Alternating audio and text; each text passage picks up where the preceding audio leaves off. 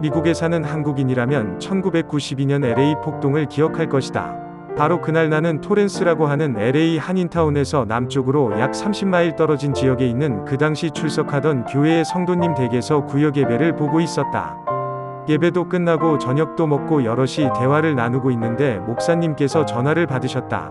잠시 후 심각한 어조로 박 집사, 일단 밖으로 나가지 말고 내일 아침에 나오든지 해요. 라며 전화를 끊고 난 뒤 지금 LA 한인타운 인근의 폭도들이 지나가는 차에 돌을 집어 던지고 상점 문을 깨고 약탈을 하고 있다고 말했다. 그것이 LA 폭동의 시작이었다. 세리토스에 있는 집으로 무사히 그리고 황급히 돌아와서 라디오 코리아를 틀어놓으니 생중계가 진행 중이었다. 웨스턴과 유가에 있는 XX 상점에 지금 폭도들이 몰리고 있다는 연락이 왔습니다. 해병대원들은 지금 그쪽으로 모여주시기 바랍니다. 지금 세리토스 그레이스 선물센터 쪽으로 폭도들이 모이고 있다는 제보가 들어왔습니다. 자경단들은 혹시 그쪽으로 모일 수 있는지요?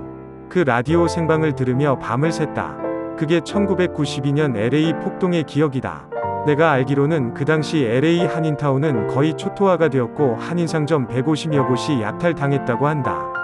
그런데 그런 와중에도 유독 한 한인상점은 그 폭동 속에서도 멀쩡했다. 그 이유는 그 상점 앞에는 한인이 아닌 흑인들이 직접 나서서 교대로 보초를 서면서 그 상점을 지켰기 때문이라고 전해진다. 흑인들의 이러한 행동에는 당연한 이유가 있다. 바로 그 상점 주인 때문이다. 동네 흑인들에게 마마라고 불리어졌던 그 여주인은 1970년도 초에 미국으로 이민을 와서 갖은 굳은 일을 다 거친 뒤 LA에서도 대표적인 흑인 거주지역인 사우스 센트럴에서 15년간 환전소 겸 식료품점을 운영해왔다고 한다. 특이하다면 다른 한인들은 비즈니스는 흑인 동네에서 하지만 자기가 사는 곳은 안전하고 고급 지역인데 반해 이 마마는 아예 식구들과 함께 거주하는 곳도 바로 상점 인근이었다고 한다. 어쨌든 이 정도면 그냥 누구나 이민 초기생이라면 대부분 겪었고 거쳤던 평범한 그림이다.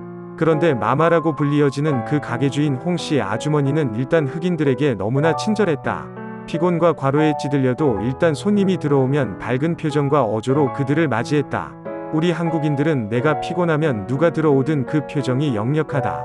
그렇기 때문에 가끔 미국인들은 우리의 이런 의도치 않은 표정 때문에 혹시 자기에 대한 거부 반응인가 오해하기도 한다.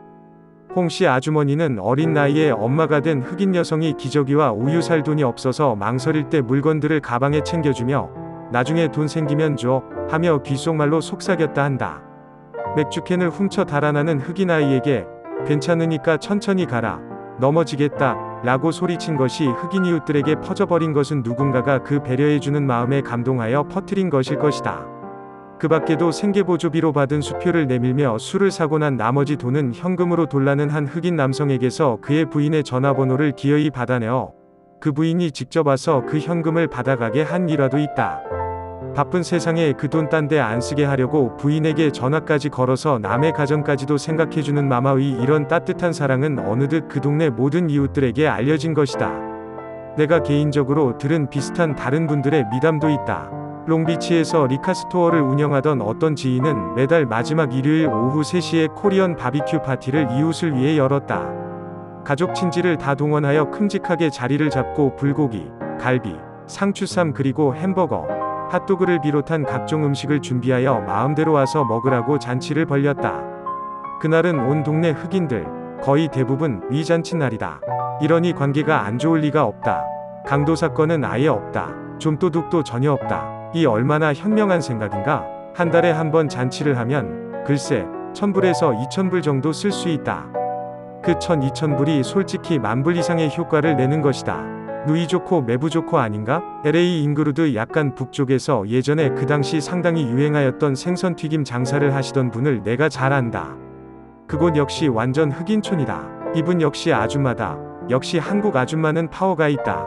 가게에 들어와 돈은 없고 진열해 놓은 튀김이 먹고 싶어 흑인 아이 하나가 몰래 하나 집어나가는 것을 이 아줌마가 막았다. 그리고는 그것을 제자리에 갖다 놓고 다시 자기에게 오라고 했다. 아이가 순순히 말을 듣고 오자 이번에는 다음과 같이 자기에게 말하라고 했다. 배가 고프니까 이거 하나만 먹으면 안 될까요? 아이가 따라서 말했다. 그러자 아줌마가 직접 가서 그 튀김을 가지고 와서 그 아이에게 주면서 다음과 같이 말했다고 한다. 이건 내가 너에게 주는 거야. 공짜는 아니야. 대신 너도 불쌍한 사람 있으면 그 사람을 도와줘. 그 말이 엄마를 통해 이웃들에게 퍼진 모양이다. 그런데 이상한 것이 있었다. 주로 저녁밤 장사인 그 가게는 딜리버리 가주 수입원이다. 밤에 주문하는 사람들이 많았던 모양이다. 그런데 가게 바로 북쪽은 일종의 갱들이 많이 거주하는 곳인데 하필이면 그 북쪽에서 밤 주문이 많이 들어온다는 것이다. 주문이 오면 누가 그곳까지 배달을 해야 하는데 몇 안 되는 종업원들이 배달 가기를 꺼린다. 목숨이 아까운 거다. 결국 주인인 아줌마가 가게 되는 날이 대부분이라고 한다. 그런데 사고도 없고 집적거리는 사람도 없다. 하나님의 은총인가 보다 감사하며 지냈다고 한다. 나중에 우연히 배달을 간 건물이 아마도 갱들의 소굴이었던 모양인데 그곳에서 리더격으로 보이는 흑인 청년이 반갑게 악수까지 청하며 맞이하더라는 것이다. 그래서 의아해하고 있는데 아까 말한 그 미담이 어느 사이에 퍼져서 그 갱 리더도 알고 있더라는 것이다. 그래서 아마도 지시를 내려 모모 생선 튀김 가게 주인 건드리지 말라는 명령을 내린 것 같다는 게 그 아줌마의 훗날 얘기였다. 흑인들은 내가 알기로는 매우 단순하다. 나는 학교 직장 등을 통해 많은 흑인 친구들이 있다. 요즘 흑인들의 나쁜 행동에 대해 얘기들을 많이 한다. 똑바로 얘기하자면 흑인의 행동이 나쁜 게 아니라 나쁜 흑인들의 행동이 나쁜 것이다. 나쁜 한국인의 행동이 나쁘듯이, 나쁜 백인의 행동이 나쁘듯이 나쁜 인종이 어디 있는가? 다시 마마로 돌아가 본다. 1999년 즉 LA 폭동 7년 후 그 마마는 안타깝게도 타지에서 원정원 무장강도 2명에게 살해당하고 만다. 그 당시 52세였던 마마의 장례식은 흑인 이웃들의 강력한 요구로 지역사회장으로 세인트 브리지드 성당에서 치러졌다. 이 이벤트는 LA 타임즈는 물론 뉴욕 타임즈지에도 보도가 되었다고 한다. 그 장례식 주간에는 마마의 상점 앞에 추모의 꽃다발과 촛불, 성경책, 편지들이 수북히 쌓여 있었다고 전해진다. 물어보자 베벌리 힐즈에 사시는 거대한 비즈니스 체인을 경영하는 초갑부 한인 여러분들, 팔로스 버데스에 사시며 흑인 지역에서 엄청난 수입을 내시고 자녀들과 안락하게 수백 수천만 불 저택에 사시는 한국인 동포님들, 당신들이 만일 죽으면 혹시 흑인들이, 아니 백인들이라도 당신의 장례식에 참석하여 마마라고 눈물을 흘릴 사람이 있을까요? 조금만 선한 마음을 쓰면, 조금만 나누어 가지면, 조금만 손해를 보면 상대를 움직일 수 있다. 나쁜 인종이 어디 있는가? 다 옳지 못한 선입견이다. 다 이기적인 시각에서 만들어낸 스테레오타입이다. 난 돌쇠 같은 흑인 친구들이 좋다. 바늘 구멍도 안 들어갈 듯 재고 따지고 쳐다보는 어떤 백인들보다 그저 한 가지 만족하면 That's alright, dude. 하는 흑인들에게 더 정이 간다. 옷가게 하던 친지로부터 들은 얘기다. 많은 백인들은 옷이 조금이라도 마음에 안 들면 당장 와서 싸우는 일이 있더라도 환불을 해간다. 흑인들은 옷이 안 맞아서 우스갯소리로 배꼽이 드러나 보여도 자랑스레 그 옷을 입고 다닌다는 얘기를 들었다. 요즘 흑인들에 대한 여러 가지 얘기들이 많이 돈다.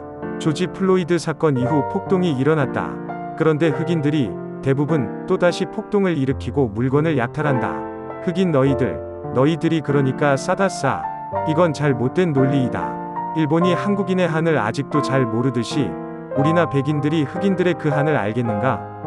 나쁜 행동은 나쁜 사람이 하는 것이다. 흑인이기에 나쁜 행동하는 게 아니다. 마마처럼 한번 먼저 마음을 열고 베풀고 보여주면 어떨까 생각한다. It works. 마마의 장례식을 보라. 흑인 지도자들이 모여서 눈물을 흘리고 감사의 기도를 했다. 큰 정책이, 큰 자금이, 큰 제스처가 사람을 변화시키는 유일한 방법은 아니다. 작은 방법도 있다. 그걸 한번 해보자는 얘기다. 마마처럼.